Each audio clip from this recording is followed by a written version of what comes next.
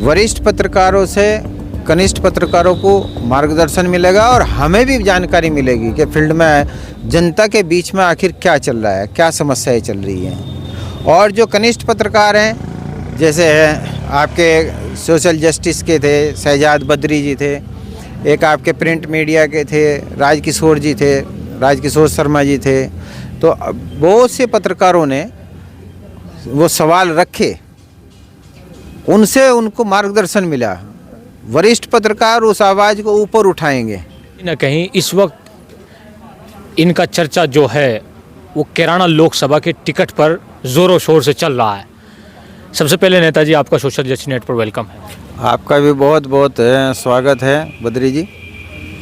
अच्छा, अभी जो बात कर ली जाए, आपके जो बड़े भाई हैं उनको एक बहुत बड़ा पद दिया गया है समाजवादी की तरफ से। अगर लोकसभा का समीकरण देखें या बात की जाए, लोकसभा करीब आ चुकी है। इधर से कैराना से इकरा हसन है, टिकट की वो भी दावेदारी कर रही है और टिकट की आप भी दावेदारी कर रहे हैं। जो पद दिया गया है, ऐसा तो नहीं कि आपको इस पद तक ही रखने का महदूद इरादा हो पार्टी का, या इससे आपको एमएलसी बनाने का कुछ इरादा है? देखिए, इस पद तक महदूद रखने का इरादा तो आप लोग कर रहे, वहाँ पे नहीं है। अखिलेश यादव जी के यहाँ नहीं है। अखिलेश यादव जी तो पूरी तरीके से जो संगठन के संबंध में है, जो इसके संबंध में है, सारी कुछ वो तय कर चुके हैं, अपने दिमाग में तय कर चुके हैं। और दूसरी बात यह है कि दावेदारी करने का हक सभी को है। पार्टी में है, पार्टी के कार्यकर्ता हैं, नेता हैं, एक से एक नेता हैं, हमसे बड़े बड़े हैं, लेकिन सबको अपनी दावेदारी करने का हक है। एक का जब फाइनल होगा तो बाकी सब दावेदार पीछे हटें। हम 2022 के बाद से तैयारी कर रहे हैं और मजबूत तैयारी कर रहे हैं, हमारे सभी साथी। और ईश्वर की कृपा से, परम पूज्य पिताश्री स्वर्गीय चौधरी यशपाल सिंह जी के आशीर्वाद से और अपने साथियों की ताकत के बल पर और जनता के समर्थन से, सहयोग से, जो हमारे ईमानदारी और असूल सिद्धांत जो पूज्य पिताजी के द्वारा हमें प्राप्त हुए, उन पे चलते हुए हम सफलता की सीढ़ी चूमने का काम करेंगे। आपको क्या लगता है कि भाजपा कहती है कि हम राष्ट्र की सबसे बड़ी पार्टी है, विकास हमने सबसे ज़्यादा किया। अगर बात कर ली जाए गरीबों को रोज़गार की, वो कहते हैं कि हमने ज़्यादा रोज़गार दिए। क्या लगता है कि आपको मुद्दे पर उसको विपक्ष में रख पाओगे भाजपा को, या फिर किसी और टॉपिक पर उसको घेरोगे? विकास के मुद्दे पे मैं बात कर लें तो सबसे बड़ी बात है, विकास के मुद्दे पे तो मैं जीरो है। कौन सा विकास करा? 55 लाख करोड़ इस देश के ऊपर कर्ज था 2014 में, जब यूपीए की सरकार गई। आज 205 लाख करोड़ है। 10 साल मई में हो जाएंगे इनको। 26 मई को शायद शपथ ली थी प्रधानमंत्री जी ने, लोकसभा का गठन जून में हुआ था। तो इन 10 सालों के अंदर, पौने 10 सालों के अंदर 145 करोड़ कर्ज जो है और बढ़ चुका, जो 70 सालों में या जब से देश आज़ाद हुआ 55 लाख करोड़ जो है 2014 में छोड़ा गया था। आज डॉलर कहाँ है? व्यापार घाटा कितना है? किसानों की आय दुगनी हुई क्या? 2 करोड़ नौकरी हर साल देने की बात थी, वो हुई क्या? किसानों की तो ये कह रहे हैं 6,000 रुपये डाल रहे हैं साल में। 6,000 रुपये में अपना ये जोन से बीजेपी का नेता छोटे से छोटा 15 दिन का खर्चा चला के दिखा दो 6,000 रुपये में, हम मान जाएंगे। कहाँ भाई है इनका खर्चा है? 3849 करोड़ प्रदेश को दिए बजा बताया, अखबार में भी आया, मैं अभी पहले भी कह रहा था। तो अगर इनके आंकड़े देखें, 1,74,28,000 किसान पंजीकृत हुए, KYC या लिंक आधार जो भी है इनका, उससे आप उसको भाग दो, 2200 कुछ रुपए बैठेंगे। और किस्त है 2,000 रुपये की। अगर 2,000 से उसको भाग दोगे तो 1,92,50,000 किसान बैठेंगे। और उससे लिंक नहीं हुए अभी तक 1,75,00,000 भी। तो कितना बड़ा झोल है। राशन की बात करें, 81,35,00,000 गरीबों को राशन दे रहे, यानी गरीबों को 13.5 करोड़ गरीबी रेखा से बाहर निकाल दिए। तो उसमें से घटने चाहिए थे। पिछली बार 80 करोड़ को दे रहे थे, अब 1,35,00,000 इसमें और बढ़ गए। ये तो हमारी तो समझ में नहीं आ रहा। 11,80,000 करोड़ कितना इन्होंने बजट आवंटित किया 5 सालों के लिए राशन के लिए। अगर हम उससे भाग देंगे, कैलकुलेट करेंगे 81 करोड़ 35 लाख से, तो मेरे ख्याल से 241 रुपये कुछ पैसे महीने का आएगा। और 5 किलो राशन है, 5 किलो राशन से उसको अगर भाग देंगे 48 रुपये 33 पैसे की कॉस्ट बैठेगी।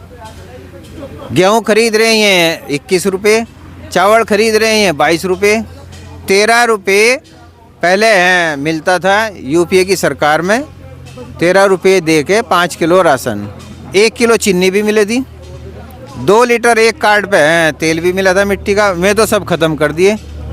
अब 13 रुपये ही तो माफ़ किया। अब रिचार्ज जो फ़ोन का है, पहले तो मैं इसी को कह दूं कि क्या 48 रुपये 33 पैसे कॉस्ट आ जाएगी?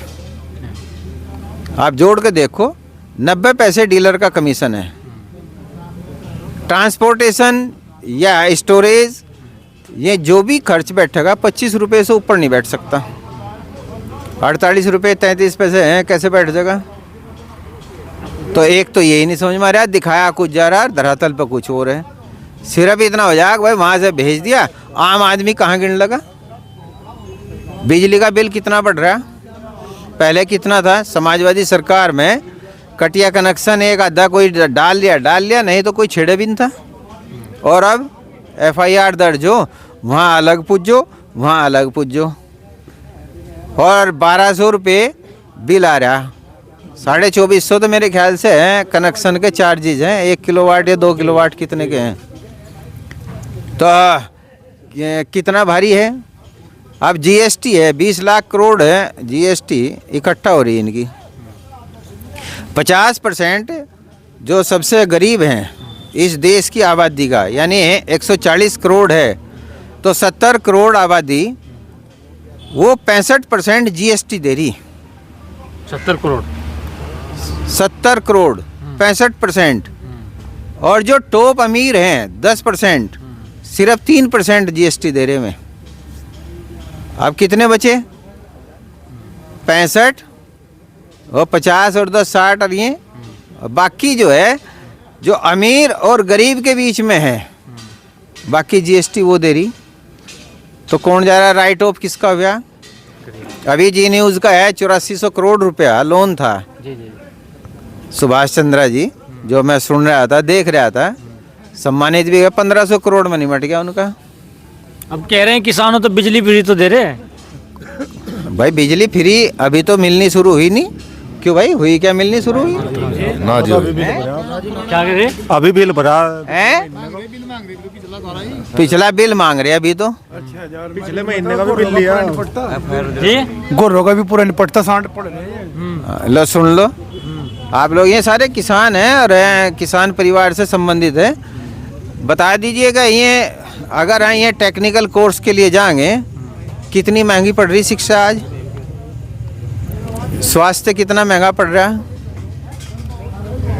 अब कितना, अब 145 करोड़ और कर्ज इन्होंने बढ़ा दिया और बहुत सारी चीज़ें इन्होंने बेच दी। ये कह रहे हैं कि चलिए मान के महंगाई और गरीबी तो हम देख लेंगे, सुरक्षा की बात ये करते हैं, गांव रक्षा की बात ये करते हैं। अभी हम आपका जो अनोखा अंदाज देख रहे थे, गाय आपके कहने से इधर आ रही थी, इसकी वजह क्या है? गाय रक्षा के तो आप भी हैं भाई। आप गाय की आप अच्छी तरीके से पालन पोषण करोगे, पूजोगे, उनको मानोगे, दिल से मानोगे, तो स्वाभाविक सी बात है वो आपको इनसे बेहतर प्रेम देगा।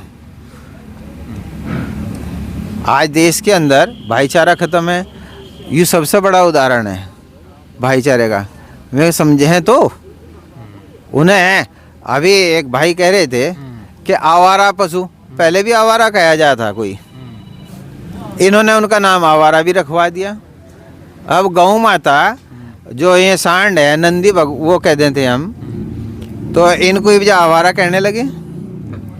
कितना अत्याचार हो रहा, फसलों की कितना बर्बादी हो रही, किसान किस हालत में है। तो आपका मानना है कि अगर हम खुद से इनको प्रेम देंगे तो कहीं ना कहीं जानवर की तरफ से भी प्रेम आएगा? बिल्कुल, जानवर नहीं, ये बहुत समझदार हैं, ये तो हमारी गौ माता हैं, इनको पूछते हैं। हमारे जितने भी पहले से ही गाय की रोटी प्रत्येक घर में, हमारे यहाँ पे प्रत्येक घर में हिंदुओं के गाय की रोटी प्रथम ये निकालने थे। आप देख लो भाई, ये जो अपने आप को हिंदू कहें, इनके यहाँ कितनी गायें हैं और बाकी हमारे यहाँ कितनी है, ये हमें दिखानी पड़ रही। हम दिखावा नहीं कर रहे थे, लेकिन मजबूर हो रहे हैं दिखाने के लिए। मैंने अपने जीवन में अंडा तक नहीं खाया, मांस मछली और दारू पारू इन सब चीज़ों को तो छोड़ दो एक तरफ। चलिए आपसे एक थोड़े बड़े लेवल का सवाल कर लेते हैं। 3 राज्यों में सरकार कहीं ना कहीं विपक्ष ने वहाँ पर ज़्यादा हार देखना को मिली है। लगता है कि कैराना लोकसभा पर भी या फिर आने वाले 2024 पर इसका प्रभाव पड़ पाएगा? भाई कैराना भी हम ईश्वर की कृपा से जीतेंगे और सहारनपुर लोकसभा भी जीतेंगे गठबंधन। और यहाँ हमारी पूरी मजबूत तैयारी है, दमदार तैयारी है। और जितने तमाम साथी हैं सब ने कमर कस रखी। ये नौजवान है, देख लो चारों तरफ ने, ये नौजवान है। अभी तो बहुत सारे चले गए, वो खड़े उधर, उधर भी खड़े हैं नौजवान। तो ये सारे के सारे इनके कंधों पे है सब कुछ। क्या लगता है कि कैराना लोकसभा नेताजी को अच्छी तरीके से कवर कर पाएंगे या नहीं कर पाएंगे? बिल्कुल कर पाएंगे जी। लोकसभा का जो टिकट होगा तो बिल्कुल कवर कर पाएंगे जी। अच्छा, एक सबसे बड़ी समस्या है यहाँ का, अगर समीकरण देखें, हम भी फील्ड में जा चुके हैं, यहाँ कास्ट की बेस पर अगर देखा जाए तो मुस्लिम कम है अदर का उससे। अगर यहाँ गठबंधन का प्रत्याशी उसी जो ज़्यादा मार्जिन में यहाँ कास्ट है उसी से आए तो लगता है कहीं ना कहीं गठबंधन यहाँ से जीत पाएगा। आपको लगता है कुछ ऐसा? देखिए, कास्ट की जहाँ तक बात है, हमारे साथ तो सर्व समाज है। पिताजी के साथ हमेशा सर्व समाज रहा। एक बिरादरी या एक उससे कभी भी चुनाव नहीं जीता जा सकता, फाइट नहीं हो सकती। सारे मिलके, सर्व समाज मिलके चुनाव जो है वो जीता जा। प्रजातंत्र में हर एक के वोट का महत्व है। अगर एक कोई सिंगल है उसका भी उतना ही महत्व है। आज आप बात इस पर करो, जाति और धर्म पे बात तो करने वाले ये लोग हैं। इन्होंने हमें अंग्रेजों की तरीके से, ये अभी मैं एक पोस्ट पढ़ रहा था हिटलर की। हिटलर एक मुर्गे को लेकर आया उसमें संसद भवन में, तो संसद भवन में आके उसने उसके पंख उखाड़ने शुरू कर दिए। जो संसद का स्पीकर था जर्मनी में, वो भी देख रहे थे, सबके सब हद पर थे। और वो मुर्गा जो है दर्द से कर्रा रहा था। फिर उसने दाना गिरना शुरू कर दिया, तो वो दाना चुगता चुगता उसके पीछे पीछे चल दिया। जहाँ वो बैठा वहाँ भी दाना गिरा, तो वहीं से वो हो गया, बैठ गया वो मुर्गा। तो स्पीकर ने पूछा ये क्या? उन्होंने कहा स्पीकर साहब, प्रजातंत्र में कुछ लोग इस तरीके के आगे कि जो नेता हैं, अब दाना घेरो और पंख तक निचोड़ दो, सब उखाड़ दो और दाना घेरो कि तुम्हारे पीछे पीछे चल देंगे। लेकिन जनता अब समझ चुकी है। क्या कर रहे? जैसे पहले उसका भैंस का लुआरू या कोई इस तरीके का गुजर जा था, मर जा था छोटा ही, तो हाड़े पर लगा हुए थे। तो इन्होंने तो हमें वो पशु समझ लिया। आग भाई थोड़ा रदावा कह कर रहे थे पहले, अगर रदावा मारो भूस के ऊपर और फिर नीचे बैठ जाओ। एक बार लात मारेगी, फिर छोटी सी चुटकी सी और गेड़ दो, फिर अपना वो पोस देती, दूध निकाल देते। और वो जो पशु है वो उसमें खोर को भूस को हटाया गया, खोर को देखता रहता कहाँ गया वो रदावा। और जयराम जी की बहुत बहुत शुक्रिया, आपने वक्त दिया। आपका भी बहुत बहुत धन्यवाद। और एक बात और भी कहना चाहूँगा कि हमारे यहाँ गन्ने का जो मूल्य है वो बढ़ा नहीं, 350 से घट गया इसलिए कि जो ठेकेदार हैं, मजदूर हैं, उन्होंने अपनी छुलाई का रेट बढ़ा दिए, तो हमारा रेट और घट गया।